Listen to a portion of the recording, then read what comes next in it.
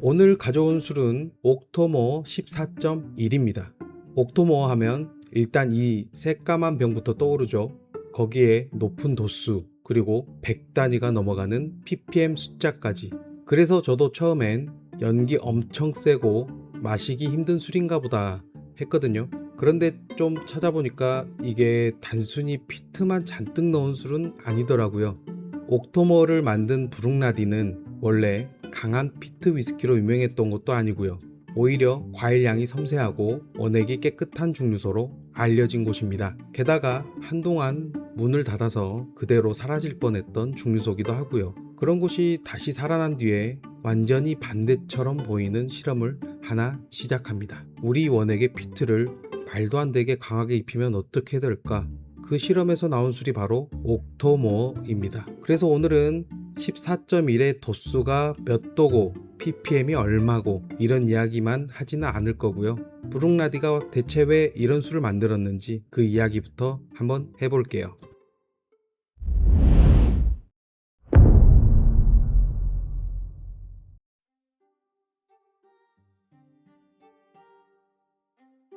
브룩나디는 1881년에 하비 형제가 아일라 섬에서 세운 증류소입니다.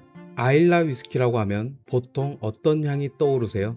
연기 냄새나 바다 냄새, 아니면 소독약 같은 향부터 떠올리는 분이 많을 텐데요. 그런데 브룩나디의 기본 제품인 클래식 나디를 마셔보면 그런 이미지와 꽤 다릅니다.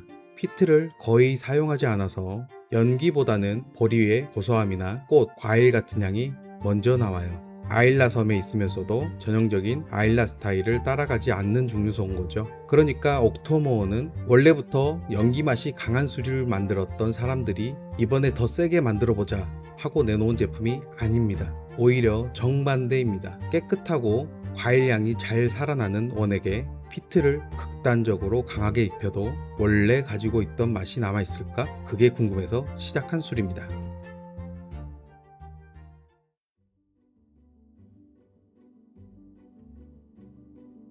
브룩나디 증류소 사진을 보면 증류기가 꽤 높고 목도 가늘게 올라가 있습니다. 증류할 때 알코올 증기가 긴 목을 타고 올라가야 하는데요. 무거운 성분은 중간에 다시 아래로 떨어지고 비교적 가벼운 성분들이 끝까지 올라가게 됩니다. 물론 증류기 모양 하나만 보고 위스키 맛을 전부 설명할 수는 없습니다. 발효를 얼마나 오래 하는지, 증류 속도는 어떤지, 원액을 어디서 어디까지 받았는지도 다 영향을 주니까요. 그래도 브룩나디가 어떤 원액을 만들고 싶어 하는지는 확실히 보입니다. 무겁고 기름진 느낌보다는 가볍고 깨끗한 쪽, 그리고 과일이나 꽃향이 잘 드러나는 쪽이죠. 이게 옥토모에서 꽤 중요합니다. 피트가 아무리 강해도 그 뒤에서 레몬이나 잘 익은 과일, 보리의 달큰한 맛이 계속 올라오거든요. 옥토모어가 단순히 연기만 센 술로 끝나지 않는 이유가 바로 이 원액에 있습니다.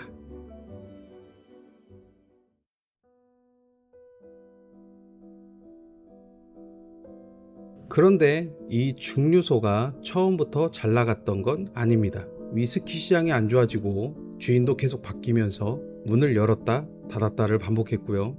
결국 1994년에 생산이 완전히 멈춥니다. 당시 증류소에 남아있던 사람은 건물과 옥구통을 지키던 직원 2명뿐이었다고 해요. 새 원액은 더 이상 나오지 않았고 설비는 계속 낡아가고 있었으니 사실상 끝난 증류소나 다름이 없던 거죠. 지금의 브룩나디나 옥토모만 보면 잘 상상이 안 되는데요. 이때까지만 해도 다시 문 열 가능성이 거의 없어 보였습니다. 그런데 이 증류소를 어떻게든 사고 싶어 했던 사람이 한 명 있었어요.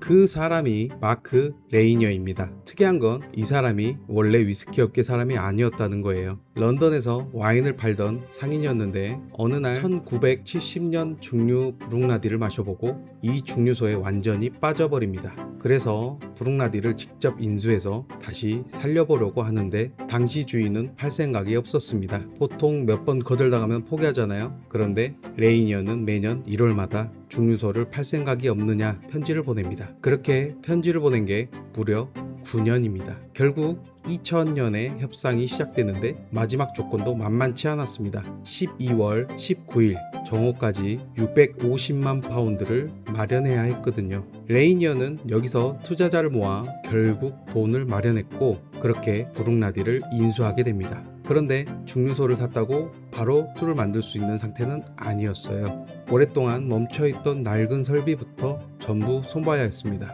레이니어와 마스터 디스틸러 집 매관, 예전에 여기서 함께 일했던 직원들, 그리고 섬 주민들까지 모여서 약 5개월 동안 중류소를 복구합니다. 최신 장비로 싹 바꾼 것도 아니에요. 원래 사용하던 빅토리아 시대 설비를 최대한 고쳐서 다시 살려냈습니다. 그리고 2001년 5월 29일 오전 8시 26분 멈춰있던 브룩나디의 중류기가 다시 돌아가기 시작합니다. 시간까지 정확하게 기록해둔 걸 보면 그날이 이 사람들에게 얼마나 중요했는지 느껴지죠.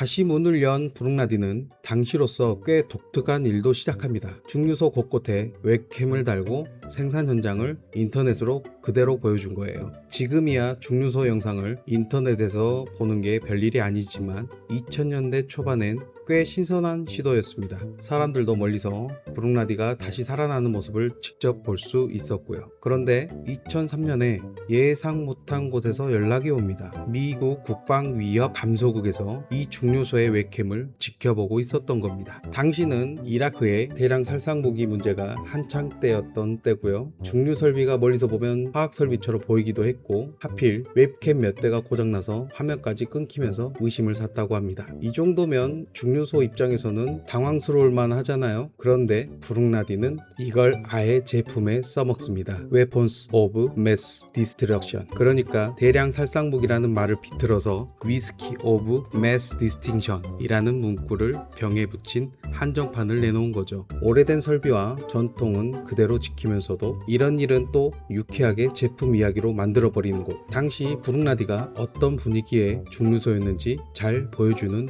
일화인 것 같습니다. 그리고 이런 분위기에서 피트 실험도 점점 과감해집니다.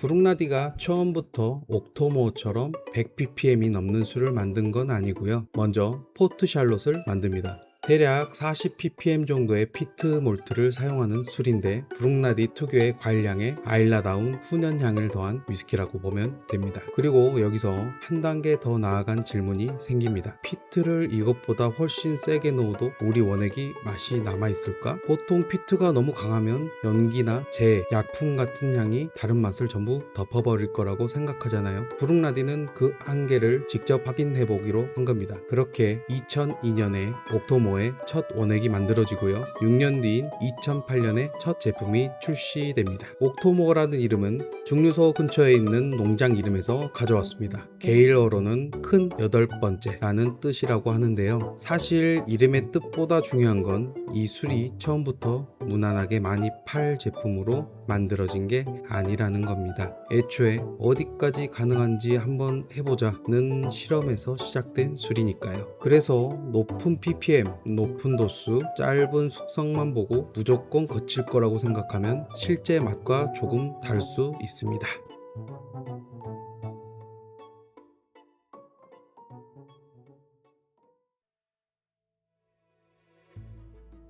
여기서 ppm 이야기는 한번 짚고 넘어가야 합니다. 옥토모어 병에 100이 넘는 숫자가 적혀 있으면 완성된 위스키 안에 그만큼 피트 성분이 들어있다고 생각하기 쉬운데요. 실제로 완성된 위스키가 아니라 중류하기 전 메가에서 측정한 수치입니다. 이 메가가 중류와 숙성을 거치는 동안 페놀 성분 일부는 사라지기도 하고 성격이 바뀌기도 합니다. 어떤 중류기를 쓰는지, 어떻게 중류하는지, 어떤 오크통에서 얼마나 숙성하는지에 따라서도 최종적으로 느껴지는 피트가 달라지고요. 그러니까 100ppm짜리가 50ppm짜리보다 무조건 2배 맵고 2배 스모키한 건 아닙니다. ppm은 출발할 때 피트를 얼마나 강하게 입혔는지 보여주는 숫자에 가깝고요. 우리가 실제로 마실 때는 연기 맛의 점수는 아닌 거죠. 옥토모어가 재밌는 것도 바로 이 부분입니다. 숫자만 보면 연기밖에 안 느껴질 것 같은데 막상 마셔보면 그 사이에서 레몬이나 복숭아 같은 과일향도 나오고요. 보리의 고소함이나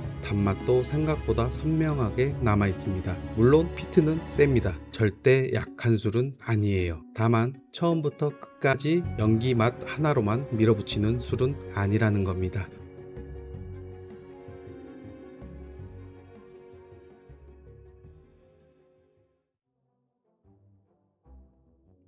옥토모어는 이름 대신 14.1, 14.2, 14.3 같은 번호가 붙어 있어서 처음 보면 좀 복잡합니다. 그런데 알고 보면 그렇게 어렵지 않아요. 앞에 있는 14는 14번째 시리즈라는 뜻이고요. 점 뒤에 붙는 숫자가 그 시리즈 안에서 제품의 성격을 나눠줍니다. 먼저 점 1은 그 시리즈의 기준이 되는 제품입니다. 보통 스코틀랜드 본토에서 재배한 보리를 사용하고 아메리칸 위스키 캐스크를 중심으로 숙성합니다. 이번 옥토모어 시리즈의 기본 맛이 어떤가를 보려면 점 1을 마셔보면 되는 거죠. 점 2는 와인이나 쉐리 계열 캐스크를 적극적으로 사용하는 경우가 많습니다.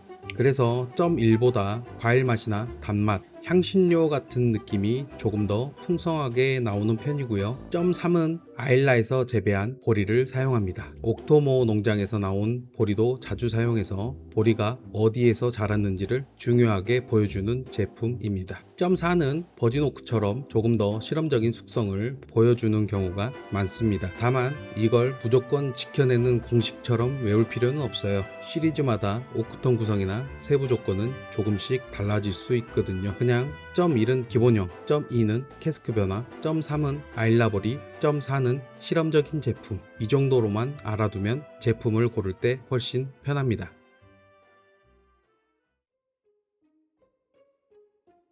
그러면 이제 오늘 마실 14.1을 한번 볼게요. 이 제품은 2016년에 수확한 스코틀랜드 본토산 콘체르토 보리를 사용했고요. 2017년에 중류해서 퍼스트필 버번 캐스크에서 5년 동안 숙성했습니다. P2 수치는 128.9 ppm, 도수는 59.6도입니다. 숫자만 보면 상당히 무섭죠. 숙성도는 5년밖에 안 됐으니까 알코올은 거칠 거고 피트 연기만 확 치고 나올 것 같은데요. 그런데 옥토모어는 바로 그 예상을 조금 벗어나는 술입니다. 숙성 기간이 짧기 때문에 오크 맛이 원액을 너무 많이 덮지도 않고요. 브룩나디가 가진 과일향이나 보리의 생생한 맛이 비교적 그대로 남습니다. 여기에 퍼스트필 버번 캐스크에서 나온 바닐라와 단맛이 강한 피트 사이를 채워주고요. 그래서 오늘 볼 건 간단합니다. 128ppm 연기가 실제로 얼마나 세게 느껴지는지, 그리고 그 안에서 정말 과일향과 보리의 단맛이 살아있는지 직접 마셔보겠습니다. 잔 한번 따라 볼게요.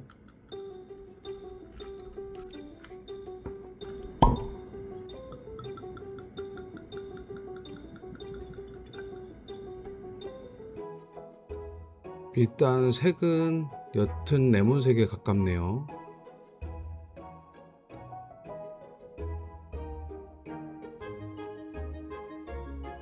바로 따르고 코를 대봤는데 5년 숙성에 59.6도라는 게 믿기지 않을 정도로 알코올 치는 느낌이 거의 없어요. 가장 먼저 느껴지는 건 일단 역시 피트고요. 피트 특유의 직관적인 태운 향이 나네요. 장작을 강하게 태운 듯한 향이 먼저 올라옵니다. 잔을 더 스월링해서 조금 더 보겠습니다.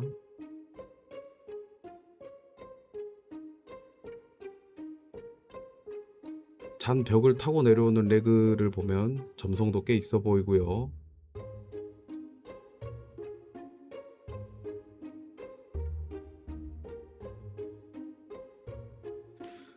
스월링을 좀 해주니 초반에 강렬했던 장작 태운 향은 조금 누그러지고 그 뒤에 사과와 레몬 같은 그런 과일이 좀 느껴지네요. 자, 그럼 한번 마셔볼게요. 처음에는 바닐라와 토피 같은 달콤함이 좀 먼저 들어오고, 바로 뒤에서 레몬이나 오렌지 껍질 같은 시트러스함이 순서대로 느껴지네요. 도수가 높은 만큼 입안에 따뜻해지면서 살짝 얼얼한 느낌이 있고요. 59.6도라는 도수를 생각하면 되게 굉장히 질감은 되게 굉장히 부드럽게 느껴지고요. 그리고 삼키고 난 다음에 피니쉬로 훈연된 연기, 재 같은 이제 피트 여운이 상당히 오래 가는 것 같아요. 자, 정리해보면 숫자만 봤을 때 예상했던 것보다 훨씬 부드럽고 균형이 좋습니다. 그리고 강한 피트 속에서도 달콤한 과일과 시트러스함이 분명하게 느껴지고요. 정말 맛있습니다. 맛있어요. 옥토모어가 단순히 피트 수치만 높은 술이 아니라는 걸 잘 보여주는 한 병인 것 같습니다. 자, 오늘 영상 여기까지고요. 재밌게 보셨다면 구독과 좋아요 부탁드리겠습니다. 오늘도 진하게 담근 하루였습니다. 감사합니다.